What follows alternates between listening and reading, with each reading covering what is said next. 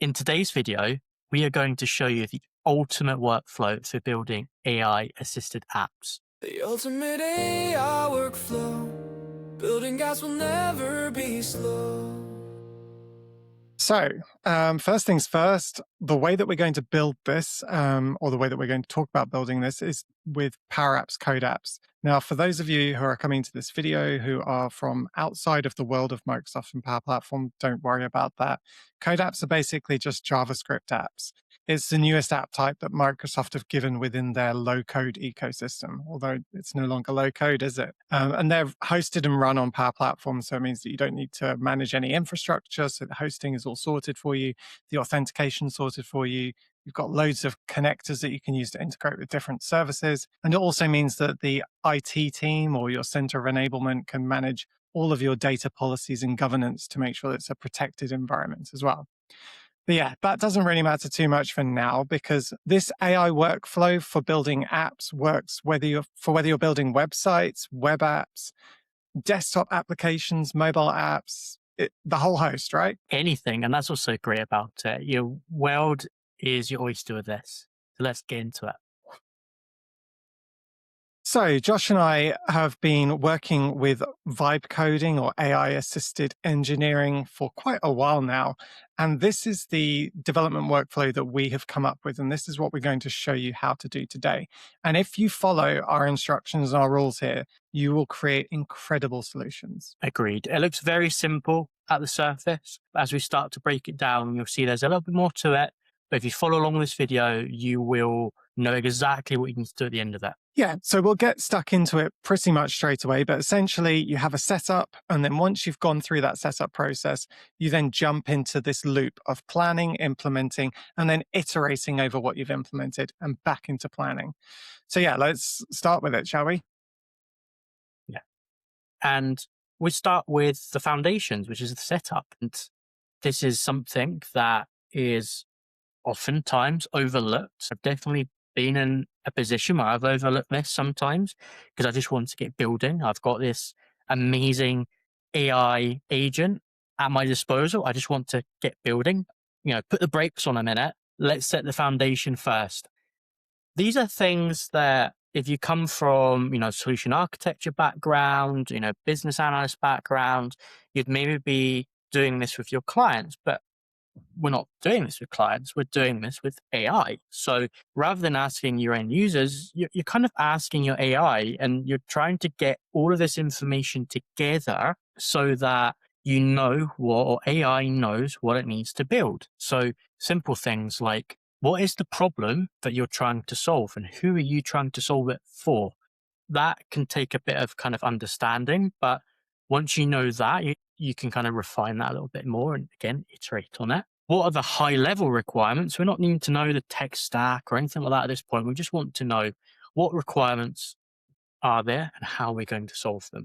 And then we need to set up a development environment. Easy enough done. We've shown you how to do that previously. There's loads of ways to do it. Each to their own on that one. Same with scaffolding a project. And then we get into one that we've definitely brushed on this in the channel in previous videos. We've never really talked about it in detail. Charles, do you maybe want to talk about MCP versus skills and kind of how they can work together and what you should choose when? Yeah, so MCP servers are kind of like, well, people often say it's like an API for AI. So it's a way for your agent to communicate with other services and do it in a way that artificial intelligence understands. So it might be requesting information from that endpoint, or it might actually be performing an action on your behalf. So say that you're integrating with GitHub Code, with GitHub, then maybe you want to commit your code to a repository and then you want to push it into GitHub. So an MCP server can help you with pushing that into GitHub and then maybe creating a pull request. And then agent skills are essentially just instructions, like we've talked about in a previous video. So the two different things are very different and very complementary as well. And then we move on to our agent file. Josh? Yeah, so agent file, this is more around the grounding for your agent. So what should it know fundamentally for your project effectively? You want to give it some instructions, slightly different to skills. So You maybe want to say, always look at this documentation, or always do it in this particular way, or always ask me a question back. That's that kind of thing that you want to be putting in your kind of agent instruction file. Yeah, and the way that the three work together is that whenever you communicate with your agent, it will always load that agent file, but it won't necessarily communicate with MCP servers or agent skills, although it will know that they exist. So it'll have some metadata around them. So it can invoke them if it thinks that it makes sense to invoke them. With your agent file, it will read through the entire file every single time. So what you can do is you could say in your agent file that whenever we have this situation, I want you to use this skill. And whenever we have this situation, like I want you to use this MCP server and get some documentation or create that pull request. So you can use them in a complementary manner. And you can use your agent file as almost like an index. So a way of pointing your agent in different directions where it needs to go. So let's talk about high level design documents and what that actually means. So we want to give our AI some proper grounding before it starts going away and building. And a high level design document, if you come from that design world, the architecture world, it's something that you would always, create before you go out and start building a solution. And it's the same here. You want to create a high level design document. You're going to explain the app at high level, give it a bit of kind of, what does the app do? Who's it going to be for? The purpose of it? Maybe some wireframes, some mock-ups around, architecture, screens, flows, that kind of thing. But we're also going to go into a bit more detail, I'd say, on the high-level design document here and say, what kind of brand and tone do you want to create? What look and feel? How's this app going to be kind of presented to your end users when you ship it? And this is, I think, quite a hotly debated topic in AI assisted development. And I know, Charles, you've got opinions on this, as do I. And one of the things I really dislike about AI assisted development is how if you don't put enough effort into the brand and the tone and the personality at this point, you're going to have a very generic looking app every single time. And that app's going to look the same as the next person's app. That's not really the point of this. You don't really want to just create clones of websites, of apps. You want to create something unique and personal and inspiring. So really take your time and think about what that message is when it comes to brand and tone. That's going to help really set the groundwork, because that's ultimately what you see first when you launch the app or your website or your mobile app, is what it looks like. And that is going to either make people use the app or not. So really put some time into thinking about it. And what's really important about creating your high level design document is it's going to become absolute foundation for everything else that you do going forward. The AI is going to read this, it's going to reference it every single time and make sure that it's kind of working towards that. So the more clearer, concise you are with this, the better your output is going to be at the end. Yeah, if you've been using your agent already for a while, you'll have probably noticed that when you ask it something, it will say back to you as it's streaming its thoughts, let me go and check how this has been implemented before in your code base. So that's where this really comes in key, because then you're saying, this is my app, this is what it's supposed to do, here's the architecture, here are the screens and the flows, this is my brand and my tone, you know what you need to do. So let's get going. And the upside of that is we've shown what happens if you one-shot a prompt and you don't have any of that information in our previous videos. So that's so important. So now that we've got our setup ready and we've got our high-level design document, we now need to go into the route of building out a plan, because the plan really is what gets everything going for the AI agent. It needs to have a plan to then work on. But it's not as simple as just feeding it this plan to say, implement feature A. It's not going to work well if you do it that way. Planning is absolutely key to this. So you need to get your high-level design documents, which is basically what your app is about, and you need to split them up into phases. It doesn't have to be called phases. It could be sections. It could be features, however you think of it. But the concept is basically this hierarchical concept. So we have a phase, we turn it into a detailed plan, and then we want to audit that plan. So the agent has created a plan, but is that plan actually good? And it won't be perfect the first time around, which is why we talk about iteration a lot. So we audit the plan. It will come back with a host of recommendations. It will find things that have been missed. It will even look for edge cases that often come up. And then we've audited it. We've refined our plan. Then we want to split that plan out even further into self-contained task documents. And as it says at the bottom here, each task is scoped, actionable, and independent. You want to be able to give that one file, that one task document to an AI agent, and it doesn't need to go to too many other places within your code base in order to implement it. In an ideal world, it doesn't need to go anywhere. It knows exactly what to do. So again, it goes back to auditing that task document. Does it have everything it needs? Is it scoped? Is it actionable? Is it independent? So now it's the big part. That now is the fun part, and that's watching AI go and actually do the coding and build it for you. And this is the bit that if you've done everything right up until this point, it's just going to go and do everything as specified. So don't just chuck it every single task and say, go and build it. Make sure you pick the right task at the right time. Make sure that you are updating the AI, the context with any lessons learned from that task. If there was a step that was failing and it took quite a while to get through it, don't just move on. Take that learning and that knowledge and store it within the context of your model so that if it comes up against that issue again, straight away it knows what to do and it can get past it rather than having to wait, 20, 30 minutes, or however long it might be to get past it. Or even worse, the model starts hallucinating. We've all been there. Yeah, definitely something important, and then move on to that next task. And so, what's really important as you're going through and creating these plans, these phases, these tasks, and then iterating over those tasks is that you bear in mind that whatever code it's writing, whatever it's building up, is going to be the basis for whatever it does in the future. So if it's always doing something in a functional way, it's going to look back on that and then continue to do it in a functional way. So the other thing that you want to do with that is get AI to audit it. So is this code following best practices? Am I really happy with everything that it's creating? Constantly audit everything, because the better your foundations are, the better the future is going to be for the maintainability of that code and for everything else around it. So the other point there is steer your agent. So keep an eye on it.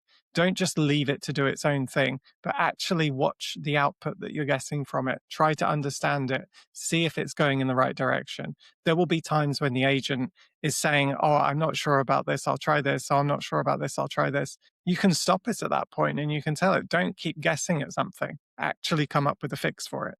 And then the other side, as Josh mentioned before, is about testing.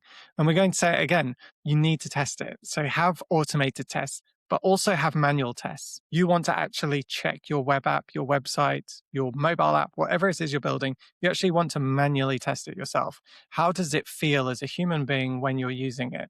Because you're not going to give this, I'm assuming, you're not going to give this to any other AI agents to use. You're going to give it to humans to use. So the human element is so important there. And then the final point is just to work in small increments. If you put too much into an AI agent, you're going to use up all of its tokens. Its context window is going to reach 100%, and then it's going to compact its memories and become more stupid. So you don't want to reach that point. You want to work in small increments where you don't hit that context window. Depending on the agent, it could be even at 50% that it starts to degrade. So try to keep it really small. And then we move into I guess the final part of that kind of process before you get back to that kind of planning element again. And that's the iteration step, the inner loop. And that is where you are kind of going around in circles. You're testing, you're identifying any issues, any bugs, you're refining, you're testing again, you're debugging. All of these things happen at this stage. You're making those small tweaks, those refinements to ensure that the app that the AI is generating is as good as it can be. And if you're anything like me and Charles, we are perfectionists. So we stay in this loop very, very much for a long time. And it's important that you don't get stuck in that loop. You can go down a rabbit hole and spend ages at this stage. But, knowing when that definition of done is for you is really important. It's a skill in itself. Don't get caught up on those small tweaks. Get something done, ship it, come back to it, take a breather. If you don't do it that way, you'll never come out of this kind of cycle and you'll never ship what you're looking to ship. So it's important that you do that. audit the work that you're doing, take a step back, review what you've done, and see what can be improved. Again, refining the agent as well. Make sure you update instructions. Are there any additional skills that could maybe be of use here going forward? That kind of thing. Always think about the bigger picture and ensure that you're kind of polishing to a level that you're happy with before you move on. Don't just create another AI app that is so generic and not really helpful. Go and create something unique, something special. And, this is the stage to do it. These small tweaks that add up to big consequences. And this is where you do it. And once you've done that, you come out of that loop and you're back to that kind of planning stage again. This is such a balancing act on this inner loop. And I think this is where expertise really comes to the forefront and really matters. And what you'll find is that people who don't have the expertise, they'll do their implementation and they'll create a proof of concept. But how good is that really? And how does it come across? Whereas the people who have really put the time into doing this, they will do that planning stage. They will spend a lot of time on the planning stage and they will carefully work their way through the implementation. And when they get to the iteration part is where you'll see a design come from or go from something that's good to something that's extremely professional and very sophisticated. And yeah, I mean, this is the part that I absolutely love because it's that whole tweaking process of making something that's really good become amazing and something that makes people's jaws drop. So that's the amazing workflow that we've got and that's been working incredibly for us. And we're also really excited to show you what we've built using these concepts because we've been working behind the scenes on so many cool things. And we'll be releasing those over the coming months. So you'll get to see them and you'll get to see just how good this process is. But we also have some news, don't we, Josh? We do, yeah, some very exciting news. So we are, between the two of us, we're going, could we say global? We're certainly going European, aren't we, this year? We've got some speaking engagements lined up throughout the year. These are the ones on the screen that you can see so far that we're really excited to be speaking at. We can bring our knowledge of all things AI, Power Platform, solution architecture to the masses. So if you're in and around any of these events, do come and say hi. Any questions, let us know. We're more than happy to have a chat and just see where that goes. Yeah, we're covering a variety of topics. So we're talking about vibe coding, we're talking about accessibility, we're talking about design, we're talking about licensing in Power Platform. So there's loads of different things that we're talking about. If any of those things are interesting to you or would help your organization, come along. These conferences are amazing. Like the European Power Platform Conference is one that I've been fortunate to go to over the past 2 years. Josh, you've been to it before as well. And it's an incredible conference. You get so much value from these things. It's really worthwhile attending. If there's one of these that's local to you, there's no excuse, right? Come and see us and come and chat with us. And until next time, if you like this video, do like and subscribe. It means so much to us. Also, if you've got any questions around, anything that we've done so far, anything that you'd like to see us do in the future, anything that we're maybe missing, or any feedback in general, do let us know in the comments below. We do read through every comment. We try and respond to every comment, and it genuinely means a lot to us, both positive and negative feedback. So please do drop a comment in the box below. Thank you. Thank you.